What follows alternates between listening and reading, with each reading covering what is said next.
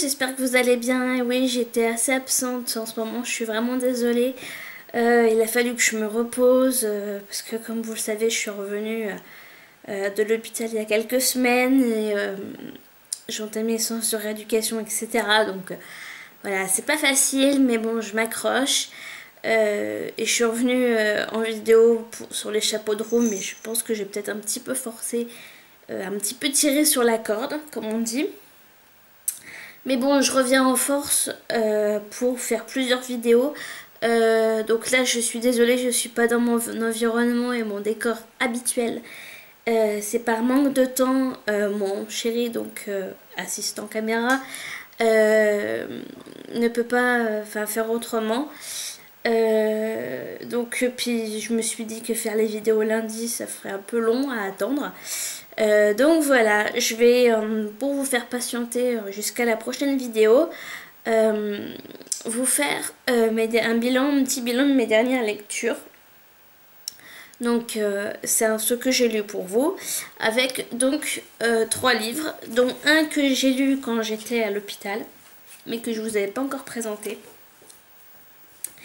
Il s'agit de Maudit Karma de David Safié aux éditions Pocket, qui, je vous le rappelle, est dans ma palle anti-déprime si vous vous souvenez bien.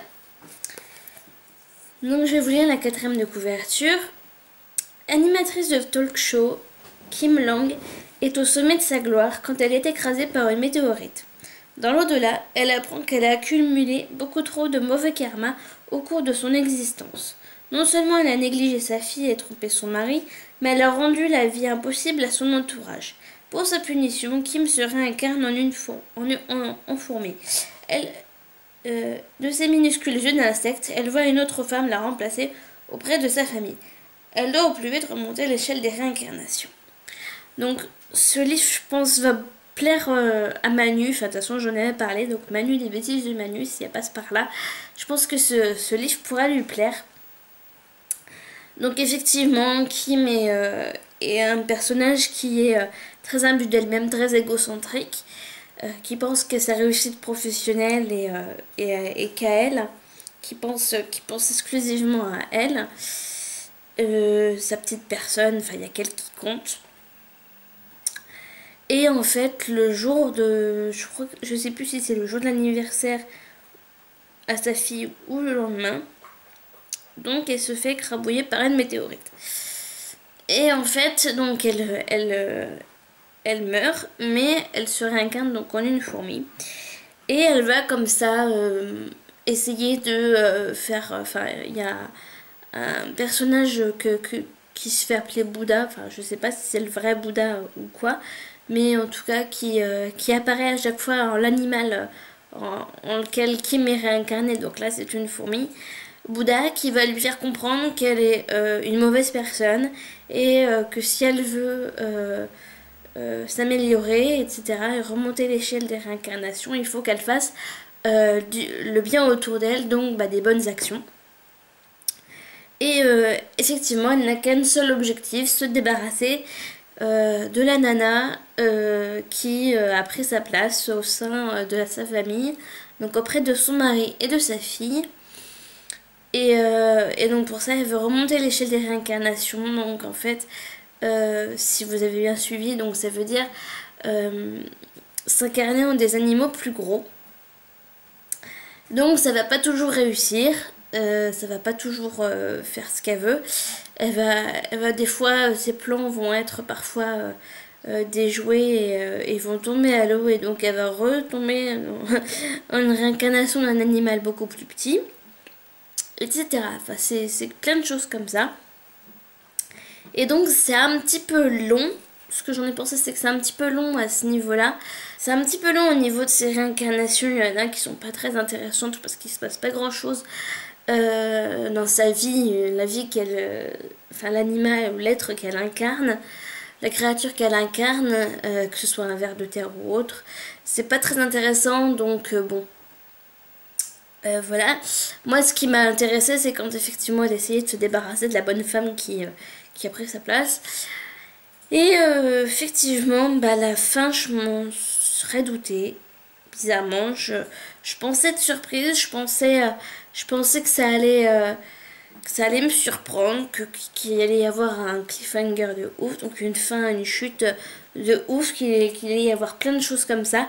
Il y a des péripéties qui sont sympas, hein, je dis pas le contraire, ces péripéties sont très marrantes, très intéressantes, et on se pose, ça nous amène à nous poser beaucoup de questions sur nous, notre vie, et puis ce qu'on fait de notre vie, les bonnes actions qu'on a fait et les mauvaises.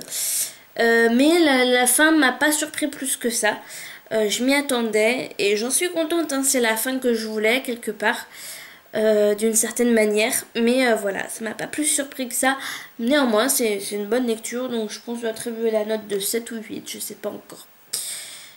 Ensuite, vous vous souvenez, dans ma dernière vidéo, je vous ai parlé du tome 4 de Vampire Academy de Rachel Mead, qui m'a vraiment énervée parce que j'étais vraiment frustrée et énervée par cette lecture et par ce qui s'y passait. Donc là, j'ai lu le tome 5, Lien de l'esprit. Donc effectivement, dans ce tome-là, Rose Hathaway, donc Rose, la gardienne de Lisa, n'a pas réussi à à exécuter la mission qu'elle s'était donnée. Qu'elle s'était donnée en quittant l'académie de Saint-Vladimir et partir à l'aventure, etc., pour achever sa mission personnelle qu'elle s'est fixée, la promesse qu'elle s'est comment dire, obligée à tenir. Et donc là, en fait, elle a appris quelque chose et elle va tout faire pour essayer de l'obtenir. Elle a appris qu'il y avait un revirement de situation qui pourrait permettre de sauver une personne qu'elle aime. Je ne dirai pas qui parce que je n'ai pas envie de spoiler. De sauver la personne qu'elle était censée tuer. Au final, elle n'a pas réussi à la tuer, mais elle a appris qu'elle elle a peut-être une d'une façon ou d'une autre, elle pourrait le sauver, le ou la sauver. Et en fait, pour ça, il faut encore qu'elle s'échappe cette fois-ci de la cour, puisqu'elle n'est plus à Saint-Vladimir, puisqu'elle a obtenu son diplôme et qu'elle est gardienne. Mais pour ça, il va falloir qu'elle enfreinte des règles, un nombre incalculable de règles, qu'elle fasse vraiment des choses vraiment pas très catholiques, vraiment pas bonnes.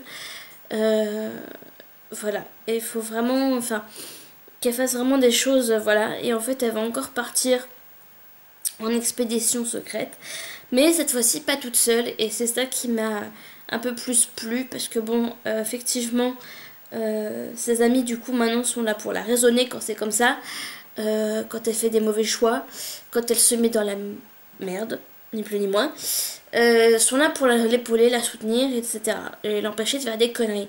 Parce qu'effectivement, quand elle est seule, j'ai remarqué qu'elle a plus tendance à écouter son cœur et pas sa tête. Et donc, faire des conneries. Conneries sur conneries. Et donc, les choses vont pas forcément se passer comme elle espérait. Mais néanmoins, j'ai beaucoup plus aimé ce tome-là. Parce qu'il y a un rebondissement, donc pareil, une chute, un cliffhanger, ce que vous voulez, appelez ça comme vous voulez, une chute, un rebondissement, je m'y attendais, mais alors pas du tout, j'ai pas compris sur ce coup, qu'est-ce qui s'est passé, parce que ça avait rien à voir en plus avec le sujet de départ, donc parce que donc elle a réussi à sauver cette personne, mais néanmoins la personne n'est plus totalement ce qu'elle était avant, ce qui est bien dommage. Mais donc à côté de ça, on est triste moi personnellement j'étais triste pour elle, que ce soit pas comme avant, que voilà. Et puis bah, la chute m'a vraiment laissé sur le cul, c'est le cas de le dire, même si je suis déjà sur mon fauteuil et que je suis déjà assise, ça m'a foutu sur le cul. Donc j'ai vraiment beaucoup aimé ce tome 5, par rapport en tout cas au tome 4. Et donc j'ai terminé la saga avec donc le dernier tome, le tome 6, qui est Sacrifice Ultime. Alors là, je sais pas quoi dire. Je sais pas quoi dire parce que je m'y attendais vraiment pas du tout à ça. Mais c'est assez compliqué ce tome-là, assez complexe parce que c'est une histoire de complot, effectivement. En fait, donc pour pas, je vais pas spoiler parce que je vais tout simplement vous dire ce qui se passe sur la quatrième de couverture. En fait, le rebondissement qu'on trouve au tome 5, c'est effectivement que la reine Tatiana donc a été assassinée et donc on accusait Rose. On accusait Rose et donc elle est enfermée et donc elle va devoir, grâce à notamment euh, Dimitri, Adrienne, Lisa, enfin toute la clique, toute la bande habituelle, j'ai envie de vous dire, se démerder pour se débrouiller pour prouver son innocence et se sortir de cette situation complètement rocambolesque. Et en fait, on va apprendre plein d'événements, plein de choses, plein de révélations qui se sont passées il y a de ça des années. Il va y avoir plein de révélations qui vont tout remettre en question. L'avenir de Lisa, l'avenir de Rose, etc. Mais notamment, elle va devoir aussi apprendre à se fier qu'à son instinct et, et va essayer de voir si elle peut vraiment faire confiance aux personnes qu'elle a autour d'elle, tout simplement. Voir en qui elle peut vraiment faire confiance. Donc voilà, je vous dis pas comment ça termine, bien entendu. Et par contre, effectivement, la fin, comment dire, il y a un truc qui se passe à la fin, comme dans le tome 5 un peu, où je m'y attendais pas. Et je trouve que ça gâche un peu tout. J'aurais bien aimé que ça reste comme ça. Je sais pas comment vous expliquer.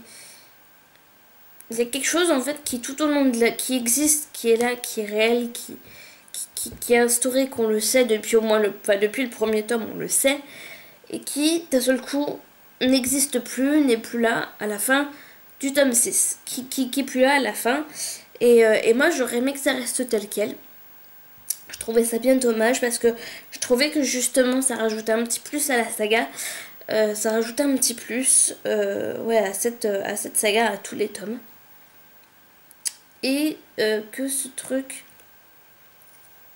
cet état de fait, si je puis dire, aider Rose et Lisa à se sortir de bien des situations.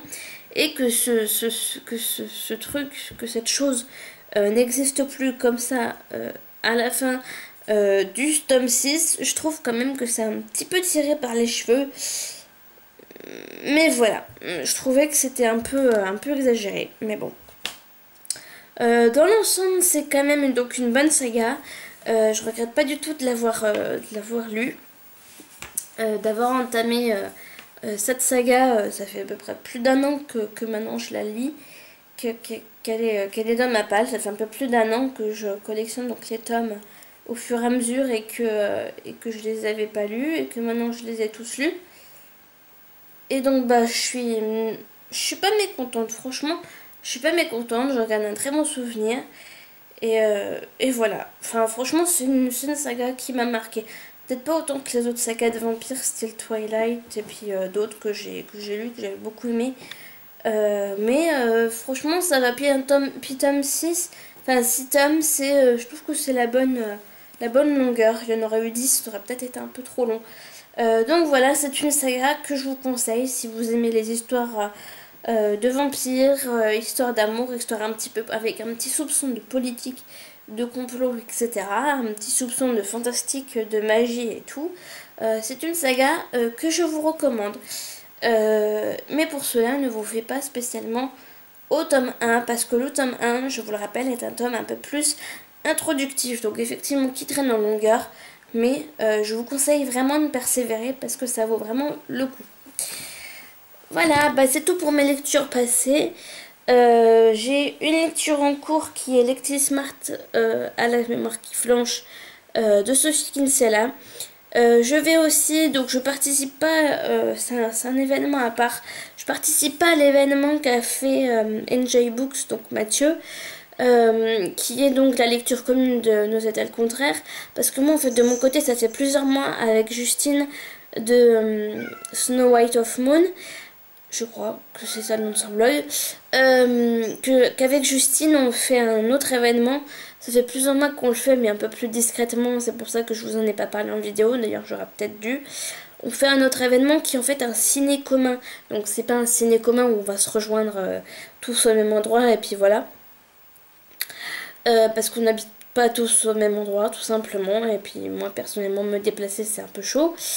Mais on va faire un ciné commun, donc précédemment au ciné commun on va faire une lecture commune qui démarra je pense aujourd'hui, donc je pense comment relire ce soir Nos étoiles contraires afin de pouvoir regarder moi de mon côté, et donc on va regarder tous en même temps, on va essayer d'aller tous au cinéma le même jour, chacun de notre côté, mais le même jour, le 20 août, pour aller voir Nos étoiles contraires.